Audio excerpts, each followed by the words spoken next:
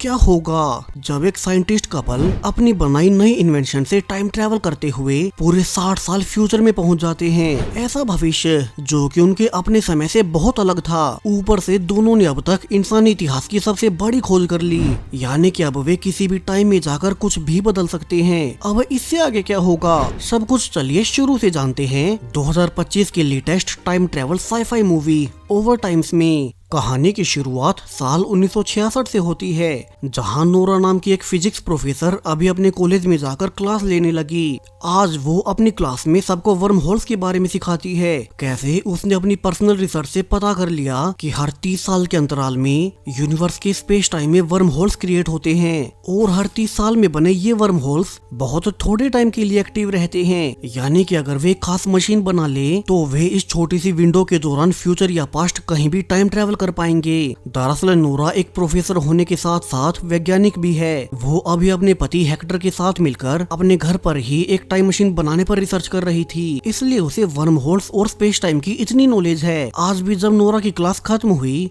तो हर कोई उसकी इंटेलिजेंस को देख हैरान रह गया। उनमें जूलिया नाम की एक लड़की तो फ्री में ही नोरा की असिस्टेंट बनने का पूछती है, जिस पर कुछ देर सोचने के बाद नोरा ने हाँ कह दी। हालांकि अब चूंकि नोरा और उसके पति हेक्टर का टाइम ट्रेवल प्रोजेक्ट बहुत ज्यादा सीक्रेट है, तो नोरा ने उस सीक्रेट के बारे में जूलिया को कुछ नहीं बताया। वो अब क्लास के बाद बाहर जाकर वे सारे पार्ट्स कलेक्ट करने लगी जो कि उन्होंने सीक्रेटली दूसरे देशों से ऑर्डर किए थे, ताकि वे उनका इस्तेमाल कर अपनी टाइम मशीन पूरी कर सकें। नोरा ने अब कॉलेज के बाद घर जाकर देखा कि हेक्टर तो सुबह से इस मशीन को इंजीनियर करने में लगा हुआ था, क्योंकि अभी साल 1966 में वो वर्म होल कुछ ही महीनों के लिए खुला है और अगर इस दौरान उनकी टाइम मशीन पूरी नहीं बनी तो वे आने वाले 30 साल तक कुछ नहीं कर पाएंगे। फिर सीधा वो वर्म होल साल 1996 में यानी कि 30 साल बाद ही जाकर खुलेगा। लेकिन अनफॉर्चुनेटली आज भी दोनों की लाख कोशिशों के बावजूद वो मशीन काम नहीं कर सकी। वे इतना तो समझ रहे थे कि उनकी मशीन में कोई प्रॉब्लम नहीं, बस उन्हें इसे चलाने के लिए ज्यादा एनर्जी चाहिए, क्योंकि यूनिवर्स के स्पेस टाइम को कर्व करने के लिए उन्हें बहुत अधिक मात्रा में एनर्जी चाहिए होती है। दोनों अब कुछ देर के लिए ब्रेक लेते हैं ताकि उनका दिमाग शांत हो सके और वे नए सिरे से सोच सकें। तभी थोड़ी ही देर बाद नोरा की छोटी बहन रेबेका उनके घर आई और वो उन्हें एक अच्छी खबर देती है कि वो प्रेग्नेंट है, इसीलिए आज हेक्टर और नोरा को रात को डिनर के लिए उसके घर आना है। अब नोरा और हेक्टर रेबेका के लिए बहुत खुश थे, क्योंकि उन दोनों ने तो फैसला कर लिया था कि वे बच्चे ही पैदा नहीं करेंगे, मगर अब रेबेका की माँ बनने से वे भी अंकल और आंट तो बन ही जाएंगे। हालांकि उन्होंने माफी मांगते हुए कहा कि आज उनके सीक्रेट प्रोजेक्ट के लिए उनका मेन इन्वेस्टर मैक्स मीटिंग करने आने वाला है, तो वे उसके घर डिनर के लिए नहीं आ पाएंगे। अब शाम को जब मैक्स डिनर पर मिला तो उसने उनके प्रोजेक्ट की सिचुएशन पूछी, क्योंकि वो पिछले 1 साल से उनके इस टाइम मशीन वाले प्रोजेक्ट पर बहुत ज्यादा पैसे लगा चुका है। उसने दुनिया भर के अलग अलग देशों से बहुत सारे ऐसे पार्ट्स मंगवाए जो महंगे तो थे ही, साथ में पूरी दुनिया से इस प्रोजेक्ट को सीक्रेट रखने के लिए उसे सब कुछ कवर अप भी करना पड़ रहा है। अब हेक्टर और नोरा ने बताया कि वे अपनी ओर से पूरी कोशिश कर रहे हैं। उनकी मशीन लगभग तैयार भी हो गई, मगर सिर्फ एक आखिरी प्रॉब्लम एनर्जी सोर्स की आ रही है। सो मैक्स उन्हें आज थोड़े और पैसे दे दे ताकि वे अपनी मशीन के लिए बहुत ज्यादा बड़े एनर्जी जनरेटर्स खरीद पाएं। अब मैक्स भी जानता था कि अगर ये महीना निकल गया तो अगले 30 साल तक वो वर्म होल दिखाई भी नहीं देने वाला। सो उसने टाइम को देखते हुए हाँ कह दी, जिससे कि नोरा और हेक्टर बहुत खुश थे। अब अगले ही दिन जब उनके पास ज्यादा एनर्जी वाला सोर्स आ गया तो वे बहुत एक्साइटेड होकर अपनी मशीन को शुरू कर पहली बार फ्यूचर में जाने का फैसला करते हैं। हालांकि अभी वे टेस्ट करने के लिए सिर्फ 15 ही मिनट फ्यूचर में जाकर देखेंगे, और अब जैसे ही उन्होंने अपनी मशीन को ऑन किया तो इस बार वो बंद नहीं होती और वो तेजी से घूमते हुए स्पेस टाइम में कर्व पैदा करने लगती है। वे अपनी टाइम मशीन के साथ 1966 की अपनी लैब की टाइमलाइन से ही मिट गए और एक झटके से फ्यूचर में पहुंच गए, जहां भी इस जगह पर कुछ नहीं था। अब दोनों जल्दी से बाहर निकल कर देखते हैं कि यहाँ तो सब कुछ बदल चुका है। वे समझ गए कि फाइनली उनकी रिसर्च कामयाब हो गई। वे दोनों अब फ्यूचर में आ चुके हैं।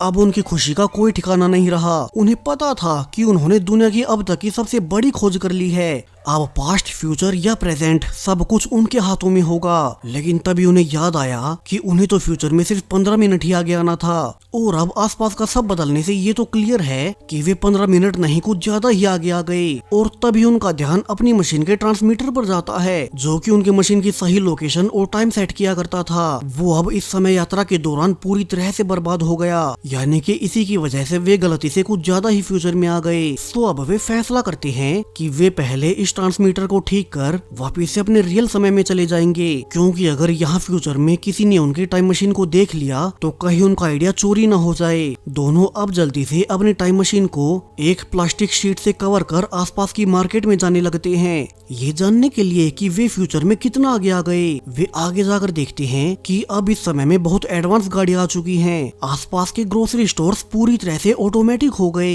सो दोनों जल्दी से न्यूज़पेपर लेकर आज की डेट देखने लगते हैं, और वे ये जानकर हैरान रह गए कि अब तो साल 2026 चल रहा है, यानी कि वे पूरे 60 साल फ्यूचर में आ गए। उन्हें स्ट्राइक हुआ कि चूंकि वो वर्म होल हर 30 साल में एक बार खुलता है, तो वे अपनी टाइम मशीन से 30 साल के अंतराल में आगे या पीछे जा सकते हैं, जैसे 1966, 1996, 2026 या 2056, और ऐसे ही 30 साल के अंतराल में वे पास्ट में जा पाएंगे। लेकिन अभी तो उन्हें अपने ट्रांसमीटर को ठीक कर पहले अपने रियल समय में वापस जाना होगा, ताकि वे टाइम और लोकेशन सही से एडजस्ट कर सकें। अब दोनों इसके लिए नोरा की यूनिवर्सिटी में जाने का फैसला करते हैं, जहाँ की साइंस लैब में ट्रांसमीटर के पार्ट्स रखे होंगे। उन्हें जाते हुए पता भी चला कि अब तो यहाँ से यूनिवर्सिटी के लिए सीधी एक रैपिड फास्ट मेट्रो ट्रेन चलती है।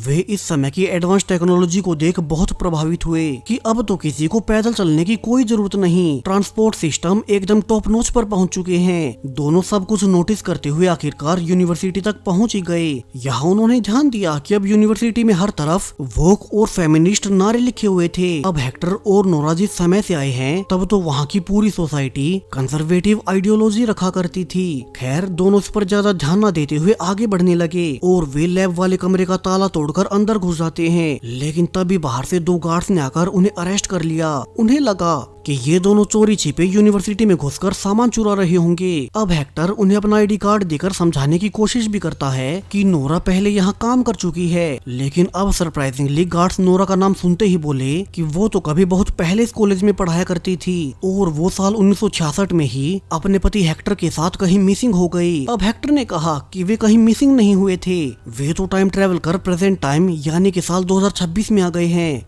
और उन्हें अपने समय में वापस जाने के लिए इस यूनिवर्सिटी की लैब से कुछ पार्ट्स चाहिए। अब गार्ड्स उनकी सारी बातें आगे बता देते हैं, जिसके बाद जल्द ही यूनिवर्सिटी की बूढ़ी प्रिंसिपल उनसे मिलने आ गई। उसने कहा कि ये दोनों सच बोल रहे हैं, उसे उन पर पूरा भरोसा है, और यहाँ से उसने रिवील किया कि वो कोई और नहीं बल्कि जूलिया है। वही जूलिया जो कि साल 1966 में नोरा की असिस्टेंट थी, और वो उसे बहुत प्रभावित थी। वो अब साल 2026 में इसी यूनिवर्सिटी की प्रिंसिपल बन गई। उसके साथ एक यंग लड़की एमिली भी है। जूलिया ने बताया कि एमिली भी कोई और नहीं बल्कि नोरा की छोटी बहन रेबेका की नातिन है। अब उससे मिलकर नोरा बहुत खुश हुई। जिस समय से वे टाइम ट्रेवल कर इस फ्यूचर में आए हैं, उसी दिन उसकी छोटी बहन रेबेका प्रेग्नेंट हुई थी। लेकिन एक ही दिन में नोरा के सामने उसकी बहन की नातिन खड़ी है, यानी कि रेबेका की बेटी की भी बेटी। अब जूलिया उन दोनों को पूरी हिस्ट्री बताने लगती है, कैसे असल में साल 1966 में हेक्टर और नोरा दोनों कहीं मिसिंग हो गए थे। पुलिस ने उन्हें हर ढूंढा, मगर वे फिर कभी किसी को दिखाई नहीं दिए। तब बाकी दुनिया ने सोचा कि उनकी मौत हो गई होगी, लेकिन यंग जूलिया को नोरा की रिसर्च के बारे में शक हो गया था, और उसे पूरा भरोसा था कि वे दोनों टाइम ट्रेवल कर किसी और समय में पहुंच गए होंगे, और ऐसा था भी। अब हेक्टर उसे सब बताता है, कैसे वे अपनी टाइम मशीन से गलती से पूरे 60 साल फ्यूचर में आ चुके हैं, जबकि वे तो बस 15 ही मिनट फ्यूचर में जाकर देख रहे थे। वहीं जो हिस्ट्री उसने बताई कि वे तो कभी साल 1966 में वापस ही नहीं लौटे, यानी कि वे कभी यहाँ से वापस नहीं जा पाएंगे। उसने कहा कि उनकी टाइम मशीन का ट्रांसमीटर खराब हो चुका है। वहीं ऊपर से उस 30 साल वाले वर्म होल के बंद होने में अब सिर्फ कुछ ही हफ्ते बचे हैं। सो अगर उन्होंने इन्हीं हफ्तों के बीच अपना ट्रांसमीटर ठीक नहीं किया, तो वे आने वाले 30 सालों तक यहीं फंसे रह जाएंगे। एमिली अब नोरा और हेक्टर को जाकर अपनी माँ से मिलवाती है और उसकी माँ भी हैरान रह गई कि उसकी मौसी तो अब उससे भी कम उम्र की है। शुरू में उसे भरोसा भी नहीं हुआ कि वो सच में ही उसकी माँ रेबेका की बड़ी बहन है, लेकिन नोरा उसे रेबेका के बारे में पुरानी बातें बताकर भरोसा दिलवा ही देती है कि वे सच में ही पास्ट से हैं। अब उन्हें पता चला कि जिस दिन वे 1966 में मिसिंग हो गए थे तो रेबेका उसी दिन से उन्हें ढूंढती रही, जिसके बाद उसे एक बेटी पैदा हुई और फिर एक एक्सीडेंट के दौरान उसकी मौत हो गई। अब ये सुनकर नोरा फैसला कर लेती है कि पहले वे समय के प्रवाह को समझेंगे और फिर वो अपने समय में जाकर अपनी छोटी बहन रेबेका को एक्सीडेंट में मरने से बचा लेगी। दोनों ही हेक्टर और नोरा अब अपने ट्रांसमीटर की रिसर्च के लिए एमिली के ही घर पर रहना शुरू कर देते हैं। साथ ही उन्होंने इस समय का लगने के लिए अपने पुराने कपड़े छोड़ इस समय के कपड़े भी पहन लिए। वहीं वे हर पल हैरान भी हुए जाते कि सिर्फ 60 सालों में दुनिया कितनी तरक्की कर गई। इतनी डेवलप्ड सिटीज, ऐसी ऐसी सुविधाएं जो वे कभी अपने समय में सोच तक नहीं सकते। अब एक दिन आराम के बाद अगले ही दिन जूलिया ने सबको यूनिवर्सिटी में इकट्ठा कर लिया। यहाँ उसने यूनिवर्सिटी के कुछ प्रोफेसर्स को भी बुलाया जो कि हेक्टर और नोरा की मदद करेंगे ताकि वे अपना ट्रांसमीटर जल्द से जल्द ठीक कर सकें। अब हेक्टर और नोरा सबको ब्रीफ भी करते हैं कि अभी के लिए वे सब उनके इस टाइम मशीन के बारे में बाहर किसी को न बताएं, क्योंकि उनकी भी ये पहली ही समय यात्रा थी। उन्हें अभी खुद भी नहीं पता कि समय से छेड़छाड़ करने के अंजाम क्या हो सकते हैं। उन्हें यहाँ कर पता चला कि वे तो कभी 1966 में वापस ही नहीं लौटे। तो अभी के लिए उन्हें लगता है कि जब भी वे कुछ भी बदलेंगे तो एक ही टाइमलाइन में वे चेंजेस हर समय में होंगे। दोनों ने सबको उस वर्म होल के बारे में बताया जो कि कुछ ही हफ्तों के बाद बंद हो जाएगा और फिर सीधा 30 साल के बाद ही खुलेगा। तो फिर बेशक से वे कैसी भी टाइम मशीन बना लें, बिना वर्म होल के वे टाइम ट्रेवल नहीं कर सकते।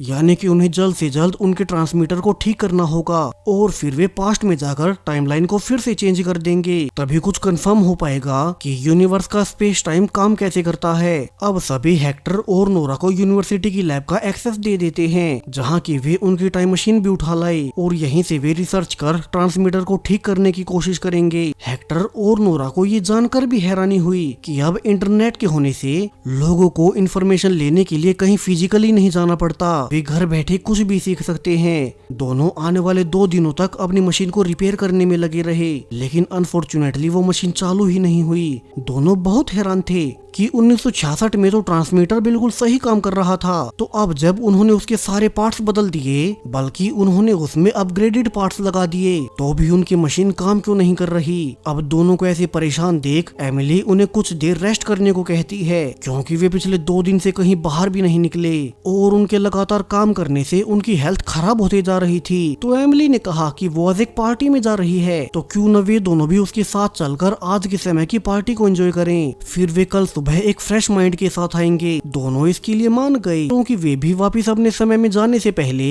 इस फ्यूचर की दुनिया को ज्यादा से ज्यादा देखना चाहते थे। अब हेक्टर और नोरा ने पार्टी में जाकर देखा कि कैसे टीनेजर्स बहुत कम उम्र से ही ड्रिंक करना शुरू कर देते हैं। उनके पास वर्चुअल रियलिटी जैसी तमाम सुविधाएं हैं, मगर वे उनका इस्तेमाल सिर्फ इंजॉयमेंट के लिए ही कर रहे हैं। हेक्टर ने नोरा से कहा कि उनके टाइम में तो ये उम्र ज्यादा से ज्यादा काम करने की है और नया सीखने की होती है। हालांकि नोरा का मानना कुछ और ही था, क्योंकि उनके समय में औरतों को इतनी आजादी नहीं होती, तो उसे इस फ्यूचर के कल्चर से कोई दिक्कत नहीं। अब आने वाले कुछ दिनों में हेक्टर तो अपनी टाइम मशीन को रिपेयर करने में लगा रहता, जबकि नोरा अक्सर अपने काम को जल्दी खत्म कर एमिली के साथ बाहर घूमने निकल जाती। उसे धीरे धीरे ये समय ज्यादा पसंद आने लगा और वो एक रात हेक्टर के सामने इस समय के कपड़े पहनकर आ जाती है। हालांकि इसे देख हेक्टर को अच्छा नहीं लगता। उसका मानना था कि बेशक से इस समय में ये सब नॉर्मल हो, मगर उन्हें ये करने की जरूरत नहीं। हर एक समय की अपनी खासियत होती है। उनके समय में जब इंसानों के पास इतनी सुविधाएं नहीं थी, तो वे कुछ भी नया सीखने और नया इन्वेंट करने के लिए ज्यादा समय लगाते थे। और आज जब बच्चों के पास सारी सुविधाएं हैं, वे इंटरनेट से कुछ भी सीख सकते हैं, तो वे सोशल मीडिया और गेमिंग के चलते अपना कीमती समय बर्बाद करने लगे। इसीलिए उसे ये समय बिल्कुल पसंद नहीं। हालांकि नोरा का मानना कुछ और ही था और दोनों के विचार एक दूसरे से अलग होते हुए वे धीरे धीरे दूर होने लगते हैं। यहाँ नोरा का मानना है कि उनके समय में औरतों की कोई फ्री विल नहीं होती, लेकिन अब के समय में वो जो चाहे वो कर सकती है। उसे तो अब ये भी लगता है कि हेक्टर और उसे इसी समय में रुक जाना चाहिए। और जब उसने एक रात यही बात हेक्टर को बताई, तो वो भड़क उठता है। उसे पहले से ही ये कल्चर पसंद नहीं। और अब तो नोरा के मुंह से ये सुनने के बाद उसे लगने लगा कि नोरा जानबूझकर उनकी मशीन को ठीक नहीं कर रही ताकि वर्महोल के खुलने का समय खत्म हो जाए और उन्हें आने वाले 30 सालों तक यहीं रुकना पड़े। जबकि नोरा तो अब इस टाइम में आने के बाद खुद को फ्री समझने लगी और इसी बात को लेकर हेक्टर से लड़ाई होने के बाद वो उससे अलग रूम में रहने लगती है। हालांकि वे अभी साथ मिलकर उसी मशीन पर काम कर रहे थे, लेकिन फिर भी उनकी लाख कोशिशों के बावजूद उनकी मशीन काम नहीं करती। हेक्टर तो बिल्कुल समझ नहीं पाता कि जब वे फ्यूचर में आए थे तो वे एक सिंपल से ट्रांसमीटर से आ गए, लेकिन अब वे वापस नहीं जा पा रहे। वो इस बारे में नोरा से बात भी करता है, लेकिन नोरा तो अब मन बना चुकी थी कि उन्हें यहीं रुक जाना चाहिए। और इसके बाद वो हेक्टर को अकेला ही छोड़कर खुद बाहर एक इवेंट में भाग लेने चली गई। एक साथ तो अब वे वैसे ही नहीं रहते और अब धीरे धीरे कल का आखिरी दिन था जब वो वर्महोल अगले 30 सालों के लिए बंद हो जाएगा। तो जब अगले दिन नोरा फिर से लैब में पहुंची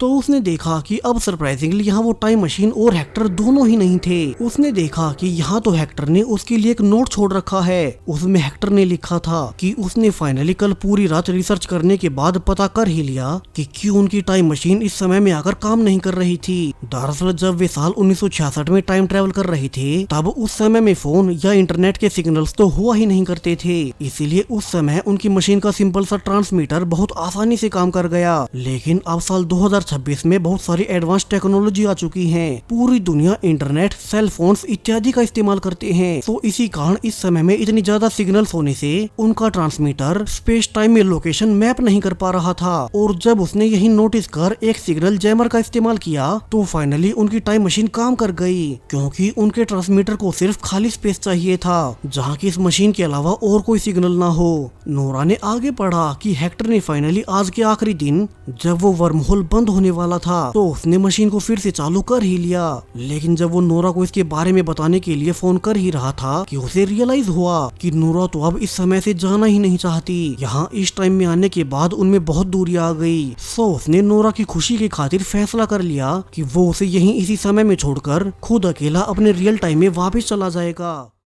उसे अपना ही समय पसंद था, जबकि नोरा को अगर यहाँ खुशी मिले तो वो यहाँ खुश रहे। और हेक्टर उसे ये आखिरी नोट लिखकर टाइम मशीन को शुरू कर वापिस से अपने साल 1966 में चला गया। अब ये सुनकर नोरा को बहुत दुख होता है। वो यहाँ रहना तो चाहती थी, मगर उसने कभी ये नहीं सोचा कि उसे यहाँ अकेला रहना पड़ेगा। उसे अब अपने पुराने दिन याद आने लगे जब वो हेक्टर के साथ इस नई दुनिया को एक्सप्लोर कर रही थी। वे दोनों एक साथ इस अजनबी दुनिया में आने के बाद भी कभी नहीं डरे, क्योंकि उनके पास एक दूसरे का साथ था। लेकिन अब नोरा अकेली रह गई। वैसे भी उनकी टाइम मशीन तो चली ही गई, ऊपर से आज उस वर्महोल के बंद होने के बाद अब वो वापस भी नहीं जा सकेगी। नोरा अब ना चाहते हुए भी यहीं रहने लगी। उसने नोटिस किया कि अब धीरे धीरे हिस्ट्री ही बदल चुकी है, यानी कि पहले की हिस्ट्री में जब 1966 में वो और हेक्टर दोनों मिसिंग हुए थे, तो अब इस नई हिस्ट्री में सिर्फ वो मिसिंग हुई है। ऊपर से उसकी बहन रेबेका का भी इस नई हिस्ट्री में कभी एक्सीडेंट हुआ ही नहीं। इससे नोरा सब समझ गई कि हेक्टर ने ही वापस पास्ट में जाकर उसकी बहन को मरने से बचा लिया। उसे इन सब से इतना तो कंफर्म हो गया कि जो कुछ भी वे टाइम ट्रेवल कर बदलाव करते हैं, उससे ये एक ही करंट और मेन टाइमलाइन पूरी तरह से बदल जाती है। नोरा ने हेक्टर को जो कुछ भी कहा हो, उसके बावजूद उसने पास्ट में जाकर उसकी बहन को बचा लिया। अब धीरे धीरे समय बीतने लगता है। नोरा इसी समय में रहकर और बड़ी खोजें करती चली गई और वो बूढ़ी होते होते दुनिया के सबसे प्रसिद्ध वैज्ञानिकों में से एक बन गई। वहीं अब पास्ट में साल 1996 का समय दिखाया जाता है, जहाँ की हेक्टर अब अकेले रहते हुए बूढ़ा हो चुका था कि तभी अब उसके सामने उससे मिलने बूढ़ी नोरा आ गई। यानी कि उसने साल 2056 में जब वो वर्महोल फिर से खुला तो उसने अपनी नई टाइम मशीन से साल 1966 में टाइम ट्रेवल किया ताकि वो अपने पति हेक्टर के पास फिर से जा सके। दोनों अब एक दूसरे को देख बहुत खुश होते हैं। वे पूरे 30 साल के बाद मिल रहे थे। हेक्टर तब साल 1966 में आकर अपने पसंद के समय में रहने लगा, तो नोरा फ्यूचर में ही रिसर्च करती रही और उसने अपनी मनपसंद लाइफ जी। लेकिन उसका एक ही मकसद था कि वो कैसे भी करके अपने पति हेक्टर से मिल पाए। और दोनों अब साल 1996 में इसी समय में रुककर अपने आगे की बची हुई लाइफ एक साथ बिताएंगे। और इसी हैप्पी एंडिंग के साथ हमारी आज की time travel feel good movie यहीं पर खत्म हो जाती है। सो चैनल को सब्सक्राइब करें और भी ऐसी ही नई टाइम ट्रेवल मूवीज के लिए। Thank you.